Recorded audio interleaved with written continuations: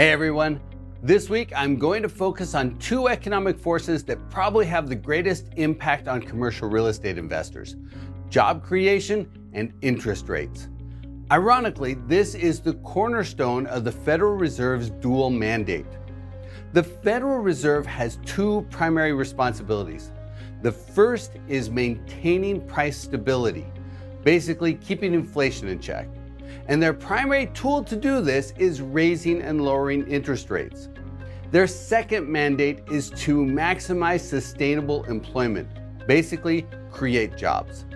And if you listen to Chairman Powell's speech a couple weeks ago at Jackson Hole, one of the key inflation challenges he mentioned was tied to the employment market: elevated wage growth. At a very simplistic level, if there are too many jobs available, then companies compete for workers and wages tend to go up. That in turn puts upward pressure on inflation, which then causes the Fed to raise interest rates. On the other hand, if the Fed pushes interest rates too high, the economy could contract, which in turn results in job losses.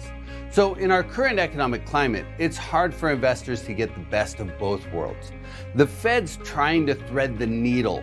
They're trying to achieve a proverbial soft landing where job creation remains positive, but not so strong that it drives inflation up.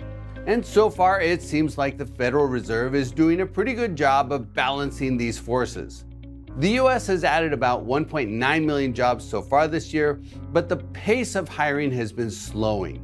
In the first 3 months of 2023, we added an average of 312,000 jobs per month. In the second quarter, the US averaged 201,000 jobs per month, and in the months of July and August, the US averaged 172,000 jobs per month. That puts us on track to add somewhere between 2 and 2.5 million jobs this year, which is right on target with the 10-year average from 2010 through 2019, which was 2.2 million jobs per year. That decade was pretty good for commercial real estate. In that 10-year span, the US absorbed an average of 261,000 apartments per year, 83 million square feet of retail, 85 million square feet of office space, and 240 million square feet of industrial space per year. Now, it looks like absorption in 2023 will fall short of that average, especially for office. But if the Fed can achieve the soft landing, confidence levels should continue to rise and absorption could begin to strengthen in 2024. The other major component of the employment market we need to watch, though, is the number of job openings.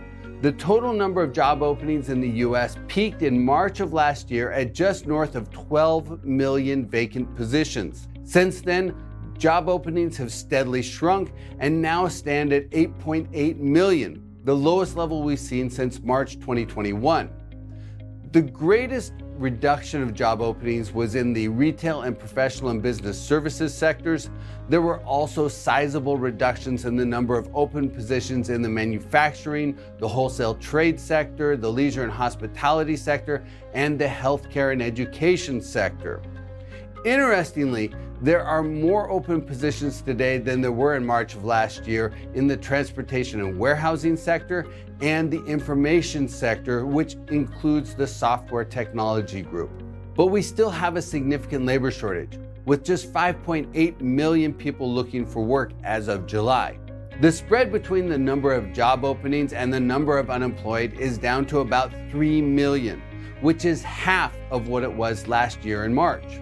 As a result, wage growth has been coming down. When the labor shortage was greatest, wage growth was about 6%, and as of the last reading in August, wage growth was down to about 4.3%. Ultimately, I think the Fed wants to see wage growth somewhere in the low 3% range, about where it was in 2019. So there's still a ways to go. The big question is whether wage growth is coming down fast enough for the Fed. Most other inflation forces are settling into alignment with where the Fed would like to see them. So if the Fed's happy with how fast wage growth is slowing, then the Fed will likely keep interest rates flat. And at this point, Wall Street sees a 93% chance the Fed will keep rates flat in September. As for the remainder of the year, Wall Street shows it's a coin toss with a 50-50 chance rates will remain unchanged through year end.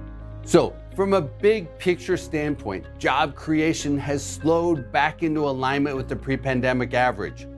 The number of job openings is shrinking, as is the labor shortage. And wage growth is making meaningful headway back toward normal. And that's good news for investors. The outlook is improving, but there's still a ways to go. That's why investors need to keep their eyes on the horizon.